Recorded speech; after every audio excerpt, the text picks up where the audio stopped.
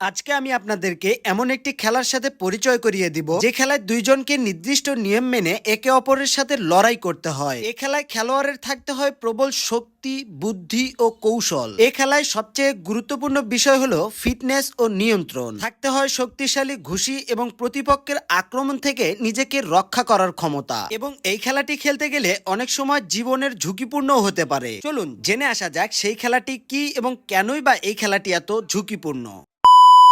অনেকের কাছে এই খেলাটি অপরিচিত হলেও এই খেলাটির ইতিহাস কিন্তু অনেক বছরের পুরনো। প্রাচীন গ্রিসে এই খেলাটির প্রচল ছিল। আধুনিক এই খেলাটি গড়ে ওঠে ইংল্যান্ডে। এই খেলাটির সূচনা হয় 1867 সালে। খ্রিস্টপূর্ব 688 সালে এই খেলাটি অলিম্পিক গেমসে অন্তর্ভুক্ত হয়। এতক্ষণে আপনারা হয়তোবা বুঝতে পেরেছেন আমি কোন খেলাটির কথা বলছি। হ্যাঁ, আমি বলছি বক্সিং খেলার কথা। গ্রাম অঞ্চলে এই খেলাটির প্রচল না থাকলেও কিন্তু আধুনিক পর্যায়ে এই খেলাটি অনেক জনপ্রিয়। চলুন এখন জেনে আসা যাক এই খেলাটি কিভাবে খেলতে হয়। বক্সিং খেলায় একটি ম্যাচে দুইটি বক্সার একে অপরের সাথে লড়াই করতে থাকে। বক্সিং খেলায় ম্যাচগুলো সাধারণত 3 থেকে 12 রাউন্ডে বিভক্ত হয়ে থাকে। প্রত্যেকটি রাউন্ড 3 মিনিট করে এবং মাঝে 1 মিনিট বিরতি থাকে। বক্সিং খেলায় মুষ্টি দিয়ে প্রতিপক্ষকে আঘাত করতে হয়। প্রতিপক্ষের মাথা ও শরীরের সামনের অংশে আঘাত করা বৈধ। এছাড়া প্রতিপক্ষের পিছনের কোনো অংশে আঘাত করা যাবে না, যেমন মাথার পিছনে, কোনোই, কাঁধ বা মাথা দিয়ে প্রতিপক্ষকে